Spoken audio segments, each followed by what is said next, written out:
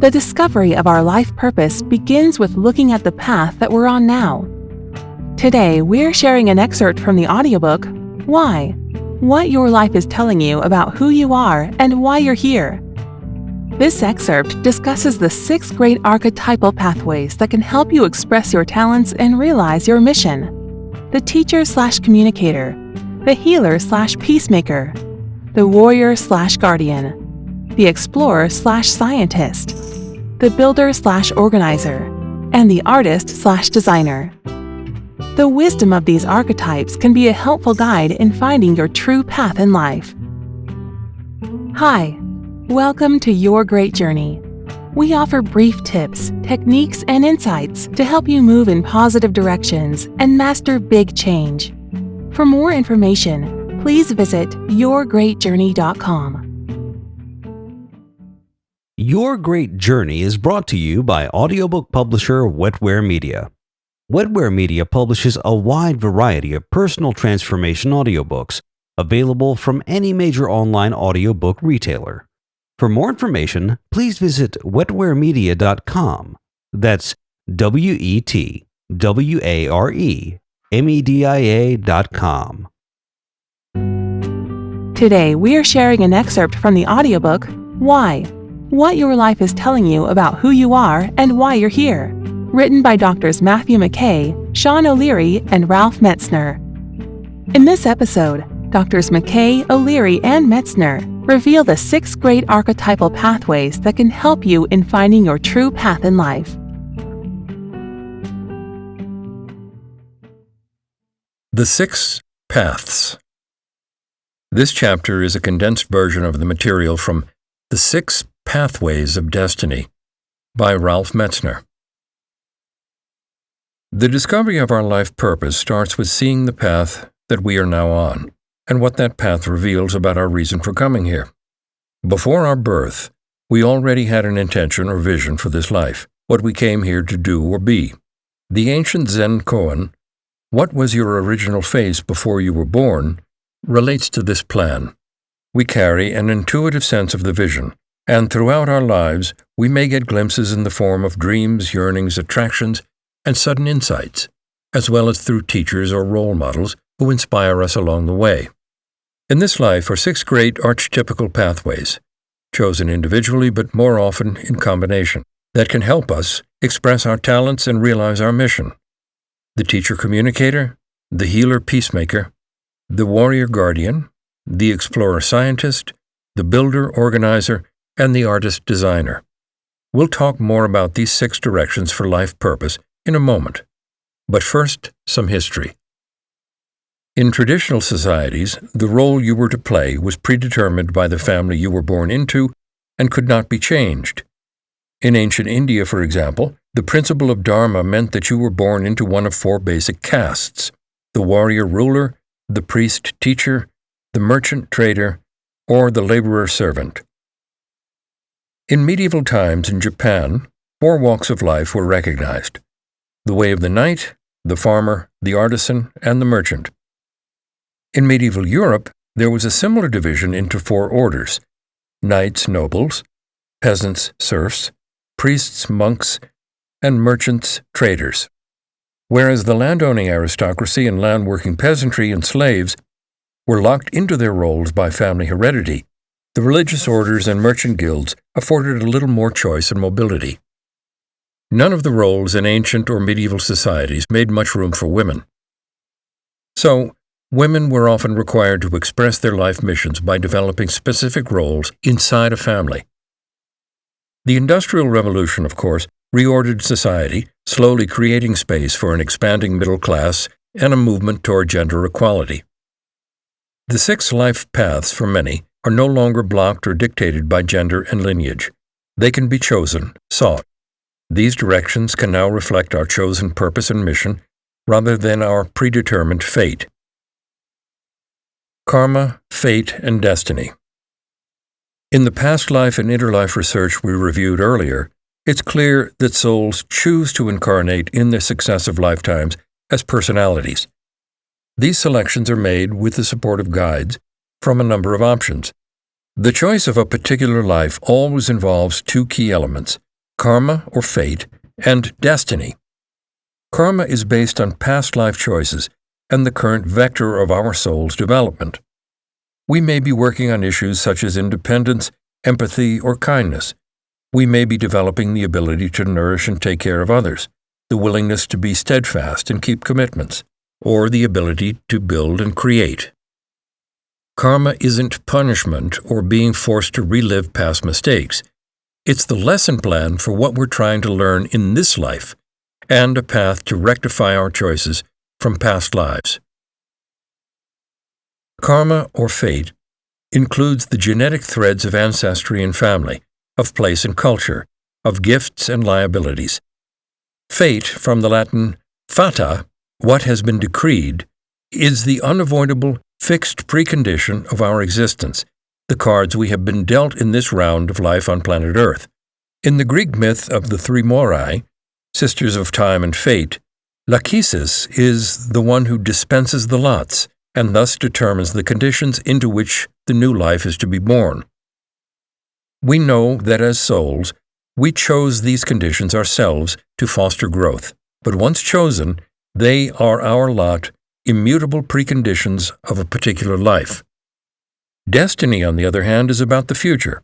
It's what we choose to be and do with all that we've been allotted, how we play out the role, with its possibilities and limitations, that we've accepted. Fate and destiny always interweave. Each of us is born with a certain gender, with a particular constitution, traits and talents, strengths and weaknesses. We have chosen to be born into the particular social and historical conditions of our families. These are all matters of fate, the starting point of each new life we will live. What we make of it, how we respond to the obstacles and challenges of our fated origin, these are the open-ended potentials of our destiny. Fate and destiny are midwives to the birth of our particular life purpose. Each of the 6 paths is not only a career or direction, our work in the world, but also, at a deeper level, our destiny, the way we are seeking to learn and grow. Let's look at each of the 6 paths in turn. The way of the teacher-communicator. In ancient times and in indigenous cultures, the epic storyteller was also the teacher and spiritual guide, passing on the oral traditions of the tribe. The elders told stories to the younger generation in order to instill in them both moral and practical knowledge. These were the memory keepers, holders of the collective wisdom of an entire community. An example is Hawaiian kahuna elder Hale Makua, who described being trained to remember the names, voyages, and teachings of more than 20 generations of his royal ancestors. In modern times, this path, holder and teacher of knowledge, is exemplified by the historian, biographer, journalist, academic, school teacher, philosopher, and virtually anyone who communicates what is known. The passing of knowledge to those who do not yet have it is a function that can accompany all other paths as well.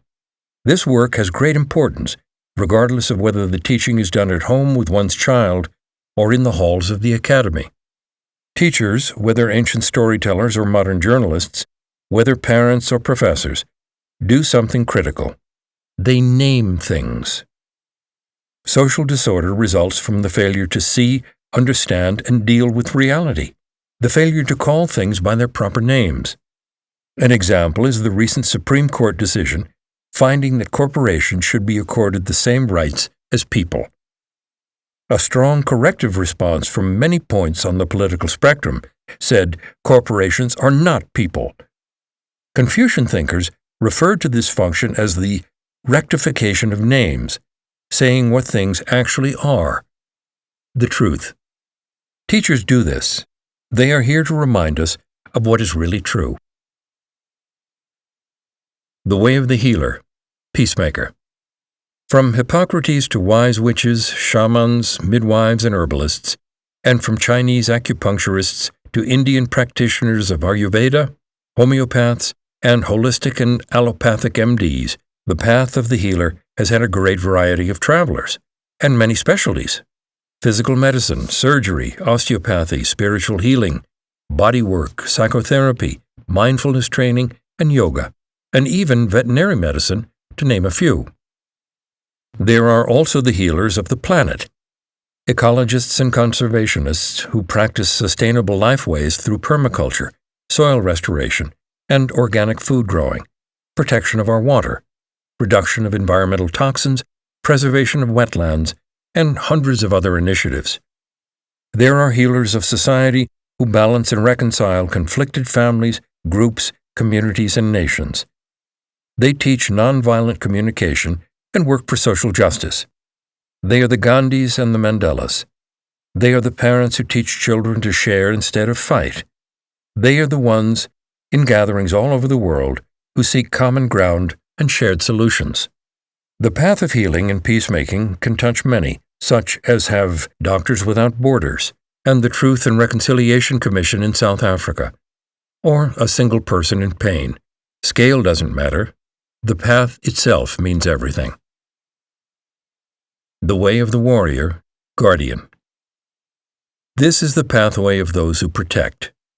In the warrior traditions, such as the samurai in Japan or the knightly orders of medieval Europe, there was always an oath of allegiance to a chieftain and a deity. The oath signaled a life-or-death commitment of the warrior to protect his community. In modern times, the warrior, whether a member of the police, judiciary, or military, still takes an oath to protect. But the warrior guardian path has far more roles than those who bear arms. True warriors include attorneys who fight for justice, whistleblowers and reformers who battle corruption, public health officials who struggle to contain disease, and social activists who protect the exploited. Thus, the warrior protects the community from both outside invasion and internal corruption. By extension, warriors also include athletes who channel society's aggression into competitions and mock battles, as well as captains of commerce who fiercely compete to protect territory and market share. As with other paths, the warrior can operate at many levels, from defending one's country in violent battle to defending one's home from predatory lenders or one's child from a flawed school system. The nobility of the guardian path derives from the willingness to be vigilant and to fight so that others may be safe. The Way of the Explorer, Scientist. This is the path of those who seek to expand knowledge. They seek to discover the previously unknown, to unravel the mysteries of the natural world, to identify the hidden lawful causes behind observable phenomena. Einstein once suggested that the most beautiful thing we can experience is the mysterious, and that is the source of science. While explorers, those who sail or trek new lands, have been part of human development from the beginning, the sciences such as astronomy date back to ancient cultures. The scientific revolution in the 16th and 17th century changed this path forever. It provided a reliable method of observing and collecting data, testing hypotheses, and building theories. The path of the explorer-scientist has many branches: medical, social, psychological exploration, research into the properties of the Earth and the universe, the artifacts of ancient civilizations, and many more.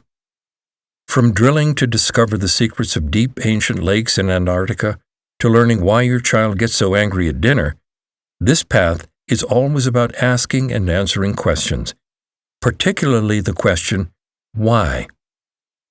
Explorers push the boundary of what is known, whether by the individual or by all mankind. The drive to hike toward the beauty of a remote lake is no less the path of the explorer than the work of Jonas Salk, developer of the polio vaccine. The Way of the Builder-Organizer. This is the direction for those who make things. Historically, this was the pathway for farmers, herders, and gardeners, for miners, smiths, and metallurgists, for masons, carpenters, and engineers. Today, the path is taken by those who build our infrastructure, provide transportation, and may spend their weekends doing home improvement. It is shared by laborers, bus drivers, and certainly homemakers, who choose carefully, for beauty and usefulness, the elements and arrangement of every room. Those who create businesses, who develop and make products, and who organize events and entertainment all follow this path. Also in this category is the union or neighborhood organizer who organizes recreational and interest groups, and even the block party coordinator. Builders help form the world, physically and socially. On any scale, they shape our lives, the buildings and roads we use, the groups we belong to. The way of the artist, designer. This final path is for those who create. Art has long been associated with the 9 traditional Greek muses. 3 of them, Calliope, Erato, and Polyhymnia, were related to different forms of poetry, epic, romantic, and ceremonial. And 2 to theater arts, Melpomene to tragedy, and Thalia to comedy.